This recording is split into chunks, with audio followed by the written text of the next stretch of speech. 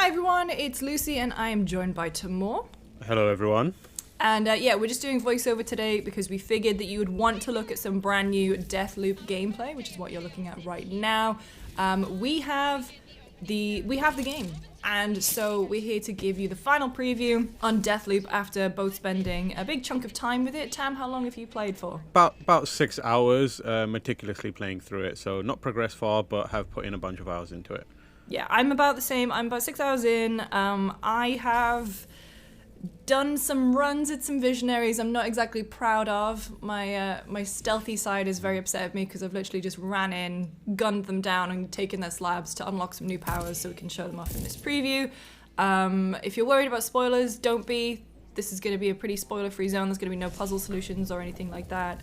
It's just more to talk about how the game is shaping up, because it's obviously just on the horizon, and how it feels to play, and what the buzz is with Arcane's latest. So Tam, let's talk about the design of it, because I think it is the most complicated, but beautifully designed game, and I'm so intrigued by it. Yeah, there's an elegance to its design that is really, really fascinating, and it's like we said, we're very early in the game, so who knows whether it stays that way over the course of the game. But I'm confident in the building blocks of the experience are placed in such a smart way that it feels like it warrants really, really deep kind of analyzing. And the thing that I love about it most is,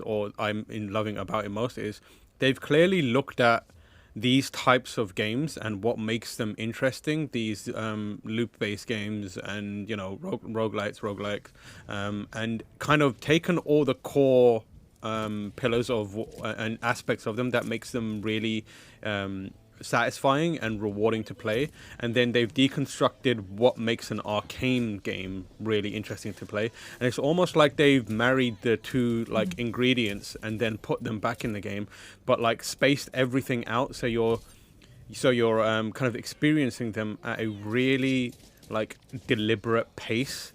And you're interfacing with different aspects of the design and in a step-by-step process, which is incredible. Because I think that the thing that I would say is, for me so far, if you're the kind of person who's played these sandbox type immersive sim games but never understood, especially why Dishonored, why people really love them, this is the game that basically it feels like it's designed to tell you why Dishonored is amazing. And it's fascinating because you'll go into a level and you'll have a specific objective, and you'll be like, oh, what's my specific objective? It's, to kill this person or get this piece of information. And because of that, the way the game is designed, you're forced to kind of look at the clockwork nature of the world. And then you're like, okay, but by doing that, you learn something about the way the game is designed and constructed. You learn, these people, they behave in this certain way, they have this routine, and I can exploit it using this. And early on in the game, if you're a player like me who stealths everything, you don't have access to any of the powers that would let you behave that way. So in my first 6 hours, I've been very unsuccessful at stealthing because I don't have the powers needed to do that properly, like the shift and the double jump and that kind of stuff. So effectively, you have to go in guns blazing at certain times. It's really difficult to avoid that. It is doable, and I have done it, but it's very difficult. So the game is forcing me to play in a way that I traditionally wouldn't have played a Dishonored game, so that I can build up my character to the point where I can then play it in the way I would have played a Dishonored game. And that is so clever and so fascinating. Yeah. Because I wouldn't have, in a normal Dishonored game, I don't do guns blazing. And so that means I've played those two games without firing most of the guns in the game or killing most of the people in the games. But here, I have to do it. But it's almost freeing. It's such a smart and amazing way to design a game. Yeah, and so you'll hear us call it smart, and because it is, and it's a game that requires a lot of attention. I would fully recommend playing with subtitles on, because a lot of the times people are talking at you over a tannoy or over a radio, and you as Colt are very much just as unaware of the world that you've been dropped in as you, the player, are. And so it's so much to take in. You're obviously learning so much because, you have this one loop. You have to kill all the visionaries in one single loop to break it. And to do that, you have to gain information that sticks with you over time loops.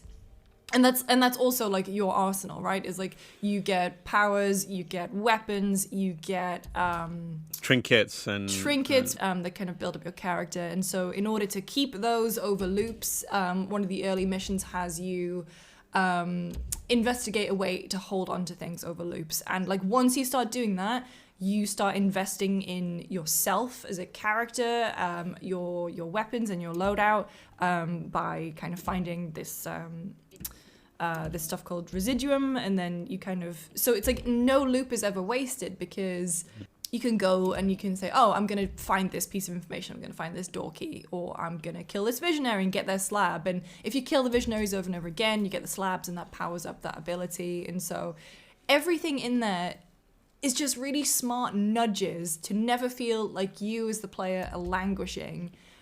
And it also just like, it feels so good. Like it looks gorgeous, and I mean, like the Void engine has always been beautiful, and I think as well, particularly Arcane games have such a very distinct, like they have such fantastic art direction.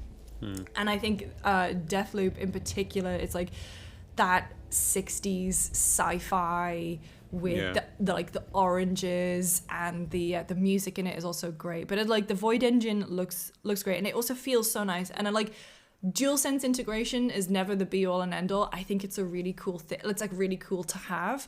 But like weapons feel great, and it's weird. Like you were talking about it earlier. It's like you never really approach an Arcane game like this with guns blazing. But I found myself doing it more.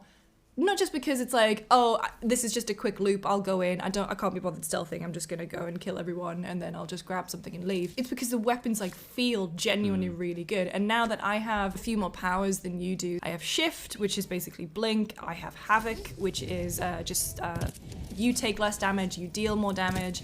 I have Ether, which makes you go a little bit invisible, and then I also have Nexus, which chains people together, and then if you kill one, you kill all.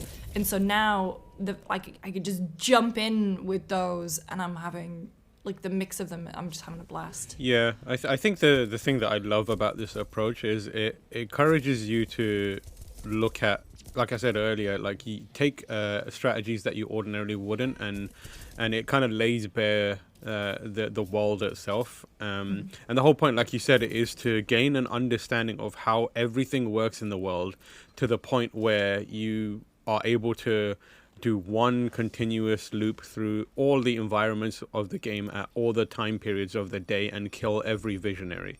And the way it does that is kind of like how I would play a stealth game or something like a Hitman, where you go into it and you kind of you chunk the level in your mind, where it's like, this is my current objective, I'm going to focus on this, and then I'm going to come at it from every perspective possible to see how it all ticks. And then once you have an understanding of that, you kind of gain a mastery over it, and then you move on.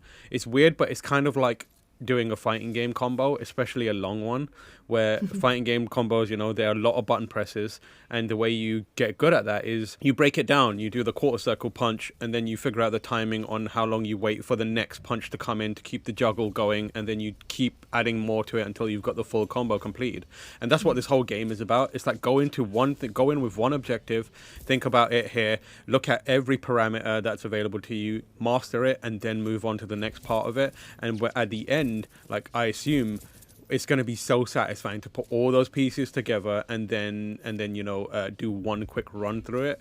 And I am so like, I can't stop. It's one of those games where it's like I can't stop thinking about it, and I want to keep playing it. And I'm annoyed that when I'm not playing it, I should be playing it. It is like the Sleeping Dogs. Why do you not have pork bun in your hand? I always want Deathloop in my hand. One of the visionaries that you go after is Harriet, and like I was messaging you last night, and we were like, "Well, how did you do it?" And I was like, "Oh, I did this, and this," and you were like, "Well, I did something completely different that I didn't even." You did the smart thing. I did a thing which was incredibly reckless, and I was like, "This might not work, but let's see what happens." And it was exactly the case of why I love Arcane games. I had an idea, and it doesn't seem like, I was like, "There's no way this works," and then I tried it, and it worked, and I was like, "Oh, okay, cool." So now I know, like, the entire rule set of the world has changed because of what I've learned based on experimentation. And the reason I was able to do that experimentation is because I had done that area a couple times. So I knew it pretty well. And now I can come back at it with more. Next time I do it, I know that solution is there. So I don't have to worry about all these different things, like taking ages to figure it out. And I can just steamroll through it, which is really, really rewarding when you make those discoveries. Yeah, and I mean, because as well, like, there's words written on the world that kind of gently point you in certain directions. But it's like you said, it's like, it's partly me trying to forget the game language of Dishonored, and now learning the game language of Deathloop and what I can and can't interact with, what powers and abilities will work best together. And it's just like, I think one thing that's really important to mention is that, like, you never feel as though you're at a dead end, because you have 4 different maps, you have 4 different times of day, there's different things to do at different times of day, and genuinely you never feel like a block in each time is wasted. And they do very clever things as well to prevent you from getting stuck, like that they outline for you, the game outlines for you to keep pointing you in the right direction without explicitly telling you what to do. So it's I'm in love with it. Yeah, and the other thing is, like, the within each area there are big objectives that take a lot of time and investment, and there are small objectives that are just like almost like a hit of instant reward and gratification. As simple as like, hey, just be here at this time and this door is going to be open, I've learned. And you do something like that and it feels meaningless, but actually you realize they're really important to that feeling of growth and progression and understanding, because you walk through that door and then you suddenly realize, oh, this door leads to this thing, so if I come here at this time I can get here way quicker. And it is like this isn't exactly an original take, but like, this is a game that teaches you how to speed run the game very slowly. And that feeling is really, really fascinating, because you also kind of like get to experience something that very few people are able to, right? Like, speedrunners are kind of a special breed of gamer, where they understand, they see games in a way that few others do, and you get a taste of what it's like to play a game as them in this. You start to feel and understand what it is, and it also kind of like I said, it makes you feel like a fighting game player, where you're learning these things, and it makes you feel like it teaches you how to really appreciate an immersive sim. And I fully foresee people playing this game and then going, I'm going to go back and play Dishonored, which is basically like a very similar experience, but given to you in a very different way in terms of design. But also linking together, because there is so much information chucked at you about this world, about the visionaries, and about what everyone is doing there, that you are piecing together. Like, I have a little notebook of stuff going on, which I don't do that for games, whereas Arcane, I feel like in Deathloop, has hit this amazing middle ground of giving you just enough, but without being too obtuse. Yeah. And so when that all comes together, it just feels amazing. And it's also, like, it's worth saying, it is a stunning game in terms of like how it looks, but also the weird characters that are there. And I'm doing similar things, because like I'm keeping track of everyone, and you learn so much about their like likes, dislikes, tendencies. They put it in the game, but then as like a note that you find, but then you also, when you run into a visionary and watch them for a while, you'll learn things about them, and it's worth writing those down. So in the mission that we did, which is Harriet in Carl's Bay, Harriet is this like mad cult leader, self-help guru that is like gassing her followers and doing really weird shit like that. And you learn a lot about the way she kind of thinks and behaves, and use that to your advantage. And you need to know that, because when you go to take her out, she's in her compound surrounded by a lot of followers, and if you don't know what you're doing, you can very easily find yourself getting killed over and over again. But if you take the time to learn about her, observe, and see what she's like, you can make that whole encounter so much easier. You want to be good at it, and everything the game does pushes you towards mastery, and I love it, and I'm super excited to see where it goes. I think as well, just in terms of narrative, the way that all of the systems and narrative intertwine, it is very much like the Pepe Sylvia, Charlie from It's Always Sunny with the board with the red string behind him, and then at the end just screaming like there is no Carol in HR. That's how I feel like trying to play this game and trying to. Are you reading my preview again? Carol. No, and I'm just so excited by it. Yeah. It's genuinely something very, very special. And I'm like, we didn't play the multiplayer. The multiplayer isn't turned on for us at the moment. But I'm very intrigued just to kind of go and be a menace in all my friends' games. Yeah, I think like and also we referenced my preview, but we're not going too deep into the setup or anything like that because it hasn't really changed from the last time we saw the game, which was a hands-off preview. So if you do want a more like broader look at what's going on and how it looks and that kind of stuff, you can hit up the GameSpot and search for my Deathloop preview. It's there, and the same still goes from that. This is more focused on how it feels and how it fits together, and like Lucy said, I'm consumed by thoughts of it, and it is a genuinely fascinating game, and it shouldn't come as any surprise given that it's Arcane and they just seem to just put out banger after banger. But I am so glad that it is the way it is, and it feels good to be like really, really enamored and really, really like obsessed with a game again. It's been a while, so shout out to Arcane. Good job so far. Yeah, I'm loving it. All right, that's the final preview then for Deathloop. Game comes out on September 14th. For more, make sure you stay tuned to GameSpot. Head over to GameSpot.com to read Tam's preview from a couple of months ago. If you listen to GameSpot After Dark this week, our podcast, we will definitely be discussing more of Deathloop then. Actually, if you have any questions, stick them in the comments and we'll answer them on the podcast. Tam, where can people find you? You can find me on Twitter at TimorH. Come and tell me about your favorite Arcane moments. And I'm at Lucy James Games. See you next time.